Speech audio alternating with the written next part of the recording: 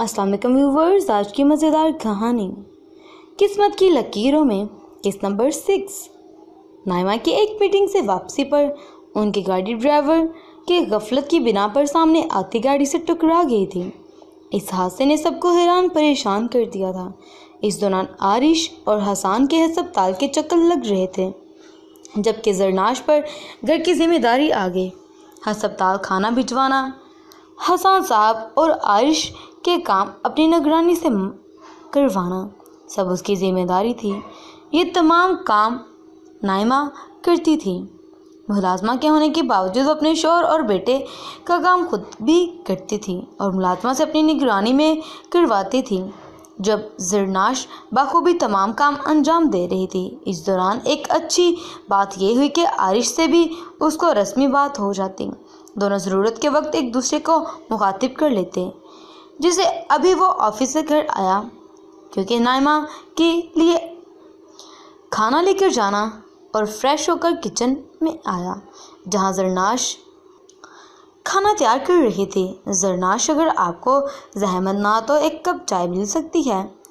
جانے کا تھکاوٹ اس کی آواز کا اثر پر پھر پہلی بار زرناش اپنا نام اسے سنگ دل شخص سے سن کر گھبرا گئی تھی اور وہ تڑپ سی اٹھی، تکلیف سے اپنا ہاتھ دھونے کے لیے واش روم کے بیسن کی جانب مڑی کہ عارش جو لاؤنج کی طرف مڑ رہا تھا آواز سن کر فوراً اس کی طرف آیا۔ جلدی سے اس کا ہاتھ پکڑا۔ پاگل ہو گئی ہو لڑکی، ہاتھ کٹوا لیا ہے۔ وہ کیبنٹ سے برنال نکالنے لگا۔ اب وہ نرمی سے مرہم لگا رہا تھا۔ وائٹ شرٹ کے ساتھ جینس پہنے، براؤن آنکھیں میں غصہ اور فکر مندی جھلک رہی تھی۔ مغرور چہرے پر سجی داڑھی اور بال اب تک نم تھے، شاید نہا کر آیا تھا، اور پرفیوم کی خوشبو زرناش پر حاوی ہونے لگی اور اس کے بہت قریب تھا، اتنا کہ وہ ہاتھ بڑھا کر اسے چھو سکتی تھی۔ اس کی تکلیف تو کب کی ختم ہو چکی تھی۔ اب وہ اپنا ہاتھ دھو رہا تھا جبکہ زرناش بت بنی اس کی پشت تک رہی تھی۔ کتنا خوبصورت اور وجاہت سے بھرپور شخص تھا یہ، ہر طرح سے مکمل شخص جو اس کی قسمت میں لکھا جا چکا تھا۔ پتہ نہیں اس شخص کے ساتھ بھی لکھا تھا یا دوسری ساری زندگی اس کی بے رخی برداشت کرتے ہوئے گزرے گی۔ اس کی آنکھوں میں نمی جھلکنے لگی۔ اب وہ ہاتھ دھو کر خود کھانا پکانے لگا اور اپنے لیے چائے کا پانی چڑھایا اور لائیں میں کر دیتی ہوں، بہت منمنا کر آہستہ آواز سے کہا کہ زرناش کی آواز دب گئی تھی۔ اس کی قربت کا اثر تھا یا اس کی شخصیت کا سحر ہی ایسا تھا؟ محترمہ، آپ کا بہت شکریہ، جتنا آپ کر چکی ہیں وہ کافی ہے۔ طنزیہ لہجے سے اس کے جلنے پر چوٹ کر رہا تھا۔ چلو وہاں بیٹھ جاؤ، اور ڈائننگ ہال کی طرف اشارہ کرتے ہوئے کہنے لگا، چائے پک گئی ہے۔ کہتے ہوئے آخر میں لہجہ نرم ہو گیا۔ اف، کیا چیز ہے یہ شخص، ہر روپ غضب ڈھاتا ہے۔ وہ سوچوں میں ڈائننگ ہال کچن کا منظر ہال میں رکھی کرسی پر بیٹھ چکی تھی جہاں سے کچن کا منظر صاف نظر آ رہا تھا۔ عارش کونی تک آستن مڑے نفاست سے کام میں مصروف تھا۔ وہ چوڑی پشت کو ہروس تک رہی تھی، مکمل وجاہت سے بھرپور پورا لڑکا جس کو لجاجت پر ہزاروں لڑکیاں فدا تھیں، ایک ایسا اینکر جس سے بڑے بڑے سیاست دان بھی بات کرتے ہوئے گھبراتے، جس کی ذہانت پورے ملک میں مشہور تھی۔ ویسے نصیب کہاں ہے؟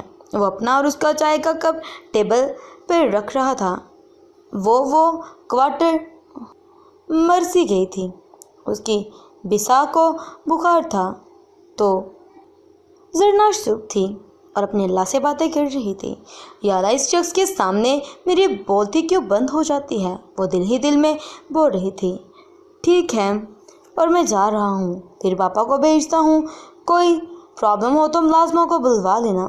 اس کے آواز سے وہ ہوش کی میں آئی۔ جی جی ٹھیک ہے، ہکاتے ہوئے جواب دیا۔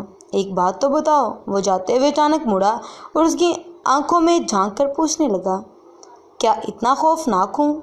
وہ جو اس کی آواز سن کر ہی گھبرا گئی تھی، اب تو واقعی اس کی آواز بند ہو گئی تھی۔ نہیں تو، اس نے ہلکا کر جواب دیا۔ عارش نے مسکراہٹ ہونٹوں پر دبائے زرناش کو دیکھا۔ ہلکے نیلے کلر کا جدید تراش خراش سوٹ پہنے اور سر پر ہم رنگ دوپٹہ اوڑھے گندمی رنگت خوف اور شرم سے سرخ ہو رہی تھی۔ گلابی لب دانتوں میں دبائے وہ واقعی کسی بھی حسین لڑکی سے کم نہیں لگ رہی تھی۔